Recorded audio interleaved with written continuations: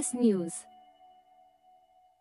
प्रदीपजी जोड, डॉक्टर प्राध्यापक प्रदीपजी मुंडेकर, डॉक्टर प्राध्यापक दीपकजी पवार, सुबोधजी आचार्य, प्रसाद मुकाशी, शलाकाताई, भाऊ गुरगावकर, या सर्वांना विनंती करते की आपण कृपया दीपक प्रज्वलन करावं आणि त्यानंतर प्रतिमांचं पूजनही होईल।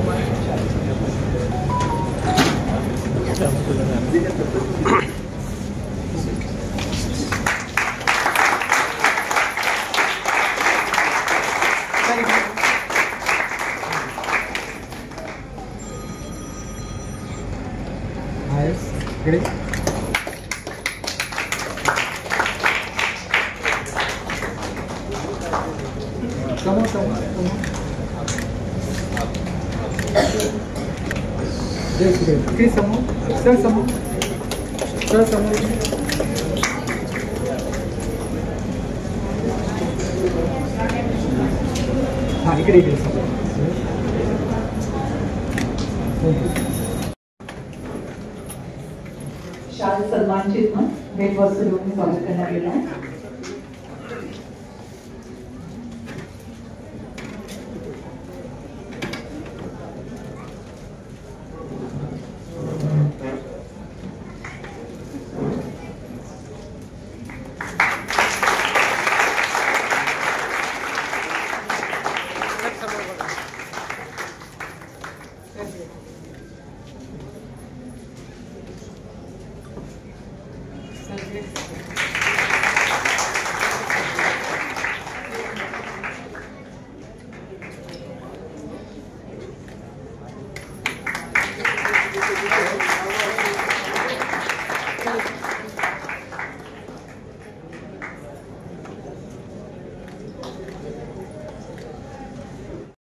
सर्वप्रथम ही जबाबदारी मी ऑलरेडी आहे माझ्यावर आणि मी देशाविदेशात मराठीचे झेंडे आणि भारताचं प्रतिनिधित्व करतोच आहे। गेली 14 वर्ष मी ते काम करतो आहे।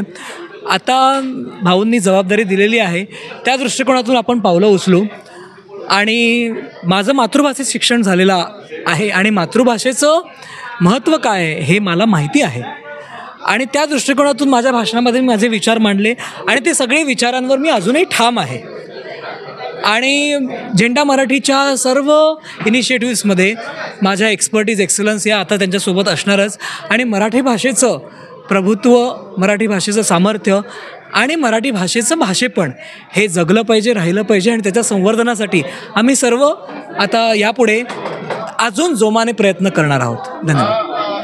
चॅनल म्हणला मराठी भाषेचा चॅनल किंवा कुठलाही चॅनल म्हणला तर त्याला सबस्क्राईब आणि लाईकची बरोबर सर्वात मुद्दा हाच आहे की आपण बरंच आपण कॉन्टेंट देत असतो, पण त्याचा योग्य पद्धतीने त्याचं चॅनलाइज झालं पाहिजे, प्रचार झाला पाहिजे. आणि ही जबाबदारीसुद्धा आपण एक वक्ता म्हणून किंवा श्रोता म्हणून असली पाहिजे की आपण जितक्या जास्तीत जास्त मराठीचा प्रचार करू शकतो, त्या यूट्यूबच्या ज्या व्हिडिओज आहेत त्या जितक्या जास्त आपण शेअर करणार तितका जास्त त्या लोकांपर्यंत पोहोचतील.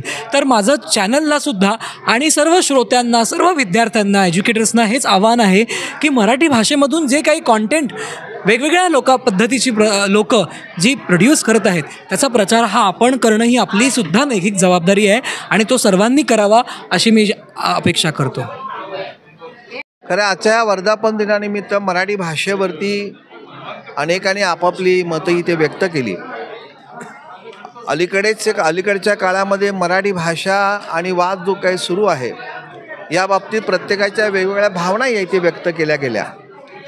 आणि खरं आहे की महाराष्ट्रामध्ये मराठी भाषा ही इतकी महत्त्वाची असताना देखील सुद्धा ह्या भाषेवरती किंवा मराठी भाषा बोलण्यावरती किंवा हिंदी भाषा, मराठी भाषा, इंग्रजी यावरती जो काही वाद सुरू आहे तो वाद कधीतरी थांबला पाहिजे. आणि त्यासाठी सातत्याने प्रयत्न झेंडा मराठीच्या यूट्यूब चॅनलमार्फत जो होता आहे तो अतिशय कौतुकास्पद आहे. आजच्या ह्या वर्धापन दिनानिमित्त मी ह्या झेंडा मराठी या यूट्यूब चॅनलला अशी विनंती करीन की त्यांनी तळागाळामध्ये जाऊन पालकांमध्ये असेल, विद्यार्थ्यांमध्ये असेल, शैक्षणिक संस्थांमधनं असेल, ह्या भाषेबद्दलचा जो काही महत्त्वाचा जो भाग आहे किंवा मराठी भाषा किती महत्त्वाची आहे हे सांगण्याचं काम यांनी केलं पाहिजे. आणि ते करायचा सगळेजण प्रयत्न करतायत. त्याबद्दल ह्या सगळ्या चॅनलला आणि पहिल्या वर्धापन दिनानिमित्त मनापासून शुभेच्छा.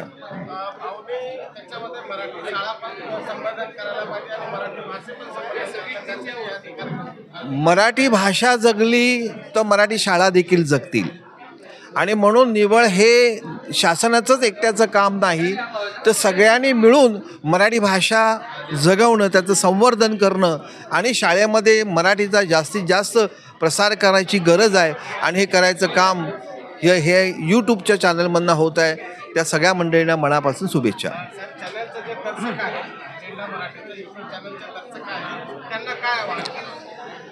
दर्शकांना इतकंच विनंती करीन की या यूट्यूब चॅनलमार्फत आपण जास्तीत जास्त ह्या यूट्यूब चॅनलचा प्रसार जर आपण केलात, घराघरात जर प्रसार जर केलात, तर मुलांमध्ये मराठी भाषेबद्दलचं एक काय म्हणतो आवड निर्माण होईल आणि या माध्यमातून वेगवेगळे विचार लोकांपर्यंत पोहोचतील. झेंडा मराठीचा हे मराठी भाषा आणि मराठी शाळा संवर्धनासाठी सुरू केलेलं चॅनल आहे. मराठी भाषेचं आज ज्या पद्धतीने संपवण्याचा एक षडयंत्र चाललेलं आहे, तर ते कुठेतरी थांबावं. मराठी भाषा घराघरामध्ये पोचावी. जी मराठी भाषा मुंबईची आहे, जी मराठी भाषा या महाराष्ट्राची आहे, जी मराठी भाषा राज्याची राज्यभाषा आहे, ह्या भाषेचं कुठेतरी संवर्धन व्हावं. नेमकं काय असायला पाहिजे या संदर्भात गेल्या वर्षभर आम्ही वेगवेगळ्या क्षेत्रातल्या वेगवेगळ्या मान्यवरांच्या मुलाखती घेऊन नेमकं मराठी भाषेचं कशा पद्धतीने जतन करता येऊ शकतं या संदर्भात मुलाखती घेऊन आम्ही हे चॅनल सुरू केलं. मला असं वाटतं की झेंडा मराठीचं हे चॅनल गेल्या वर्षभरात ज्या पद्धतीने आम्ही चालवलं त्यातून मराठी भाषा किमान लोकांपर्यंत, प्रत्येकाच्या घरापर्यंत पोहोचते आणि ती पोहोचावी असा आमचा प्रयत्न आहे. याच्या पुढच्या काळात मुंबई बदलली आहे. मुंबई आडवी जी होती ती उभी झालेली आहे, पण त्यावेळेस खांद्यावरचा झेंडा मात्र कायम तोच राहिलेला आहे. तो अधिकाधिक उंच होणार आहे आणि मुंबईचा आवाज हा मराठीतनंच घुमणार आहे.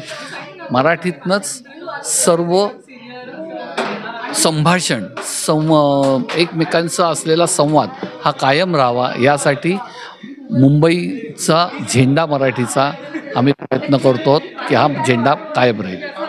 शाळा जो आहे इंग्लिश शाळा 121 काहीतरी आहे, शाळा 121 आहे.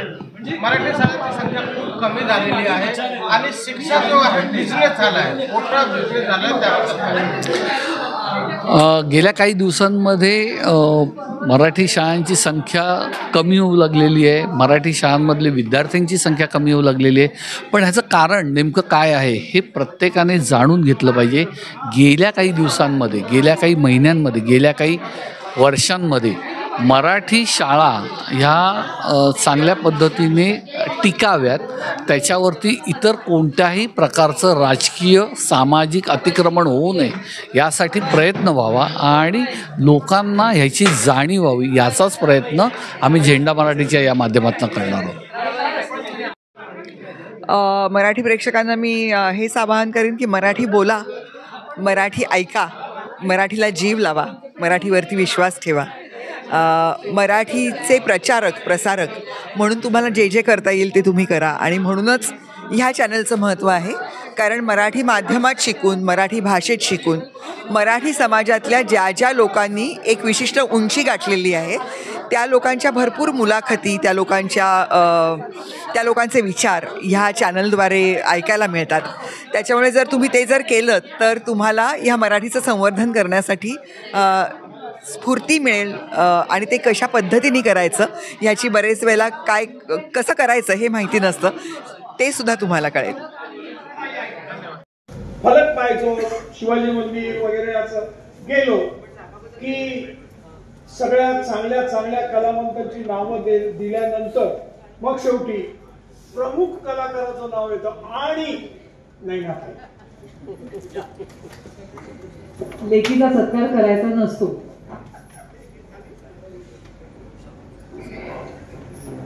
मी फक्त 2च मिनिटं बोलणार आहे आणि हा सत्कार चालू असताना बोलणार आहे, कारण मला माहिती आहे की बऱ्याचशा वळणानी हा प्रवास झाला.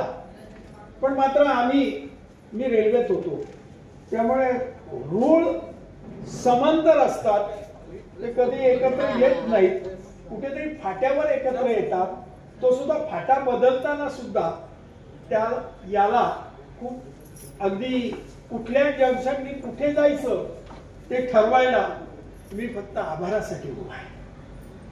आभार आभार आभार असं बोलून मी खरं तर संपू शकतो, पण फक्त तुमची परवानगी घेऊन 2 मिनिटं बोलणार. कारण मला आज असं वाटलं की ज्यावेळी दीपक पवार, चिन्मयीताई आणि आपण सगळे ज्यावेळी इथे आलात, ते आलात म्हणून आभार मानायचं, पण तुमच्यावर भार पण मला द्यायचा आहे. आभार एवढ्यासाठीच मानतात की आपल्या आलेल्या माणसांचे आभार मानले की पुढे ते भार सहन करायला तयार होतात. नाही तर आपला आभार मानायचे, आभार याच्यासाठीच असतात.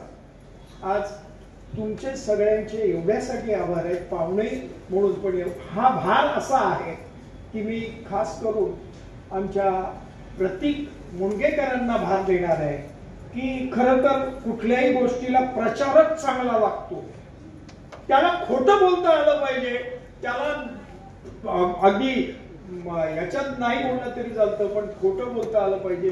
खोटं का होईना, पण मराठीची आणि मातृभाषेची सेवा करण्यासाठी तुम्ही जर प्रचारक झाला तर आमचं अधिक काम कमी होईल. कारण आणि निश्चितपणे आम्ही कदाचित प्रचारक म्हणून कमी पडत असू, पण मात्र तुमचा मी ज्यावेळी हे सगळं ऐकलं ना, त्यावेळी जी ठामपणे मांडण्याची जी भूमिका आहे, ती ठामपणे भूमिका मांडण्यासाठी भाषेसाठी आपण काम आमच्या बरोबर करा, हाच भार तुमच्यावर द्यायचा होता. आणि आमचे प्रदीपजी आहेत, प्रदीपजी मित्र वगैरे सगळं. प्रदीपजी कोणाकोणाचे मित्र आहेत आता सगळ्यांनाच माहिती आहे, पण प्रत्येक चांगल्या मित्राकडनं चांगल्या गोष्टी मिळवायच्या असतात, तो भार परत तुमच्यावर. दीपकजी, आपण हा जवळजवळ 1 वर्षाच्या प्रवासात आम्ही आपल्याशी कमी बोललो असू, आम्ही कधी, पण आपण आपल्या या चॅनल म्हणजे हे YouTube वाहिनी जी आहे त्याचा प्रत्येक वेळी जे चांगलं असेल ना ते ताबडतोब यांच्याकडून मला हळूच मिळतं. मी लक्षात आलं माझ्या, अरे हे असं चाललं पाहिजे म्हणून त्यांच्या याच्यातनं ज्यावेळी मी बघतो त्यावेळी मला असंच वाटतं की नाही आपण असं चाललं पाहिजे. रजनीश राणे आहेत, आमचे यांच्याबद्दल तर सुबोधबद्दल तर इतकं बोलण्यासारखं आहे, पण आभाराच्या ह्याच्यात नाही. पुढच्या वेळी ज्यावेळी मी येईल त्यावेळी मग माझं भाषण ठेवा मात्र, नाही तर आपलं संस्थापकही जाऊ दे असं नाही. पण सुबोधनी अत्यंत आम्हाला मराठी शाळांसाठी खऱ्या अर्थाने मदत जी मिळते ती सुबोध आचार्यांची, त्यांची आभार एवढाच आहे की मराठी शाळेची काच सोडता कामा नये. मराठी शाळांना जीवदान देण्यासाठी सुबोध सर्वार्थाने तुमची तयारी आहे हे माहीत असून पुन्हा एकदा वा. प्रसाद त्यांनी सांगितलं छत्रीतच राहा, छत्रीतच राहा, तो तर भार आपण सहन करताय. आणि या सगळ्यांचे आभार मानताना, संपूर्ण टीमचे आभार मानताना मला शब्द कमी आहे. फक्त ही जी त्रिमूर्ती आहे आजची, आज नेमके तिघही कोकणातले आणि त्यांचं काम सगळं हे सगळं नैनाताईंनी सांगितलं. पण खरोखर मला आज तुमचे आभार एवढ्यासाठी मानायचे, तुम्ही करत असलेल्या कामात आम्ही ज्यावेळी दखल घेतली त्यावेळी तुम्ही आम्हाला सहजपणे प्रत्येक गोष्टीत मदत केली. आणि या कार्यक्रमात तसं म्हटलं तर प्रसाद कुलकर्णी खूप कामात असतात. आमचे सदानंद राव राणे म्हणा किंवा विश्वास, ही सगळी मंडळी कामात असतात. पण आज त्यांनी वेळ काढला. आणि बरं नुसतं अशा ठिकाणी आपलं सभागृह की या ठिकाणी येणं, वेळेत येणं हे महत्वाचं. तरी सुद्धा आपण तो भार सहन केला आणि आम्हाला आनंद दिला, याबद्दल आपले आभार. सगळ्यांच्याच आभार. दळवी सर आहेत, प्रदीप चित्रे आता मला वाटतं कुठेतरी कंटाळून गेलेले दिसत आहेत. तोही बोलभांड माणूस, तोही शब्दसम्राट. पण ह्या सगळ्यांचे तुमचे आभार, संपूर्ण सभागृहाचे आभार. त्याचं कारण असं आहे की तुम्ही वर्धापन दिनासाठी आलात ते आमच्या प्रेमासाठी असेल, पण आमच्यापेक्षा जास्त तुम्हाला मराठी भाषेची, मायबोलीची तुम्हाला जास्त कदर आहे. म्हणून तुम्ही इथे या कार्यक्रमाला, माझा एक मित्र इथे आहे आणि शेवटचं बोलतोय मी, एकच वाटतं, माझा एक इथे मित्र आहे. तो मित्र कधीच इतका टिकत नाही, 2 मिनिटं 3 मिनिटं टिकतो. पल्लवी फाउंडेशनचं काम करताना त्याला शोधावा लागतो. पण आज या कार्यक्रमाला तो स्वतः माझ्या आधी आला आणि अजूनपर्यंत तो स्थानापन्न आहे. आभार आभार आभार.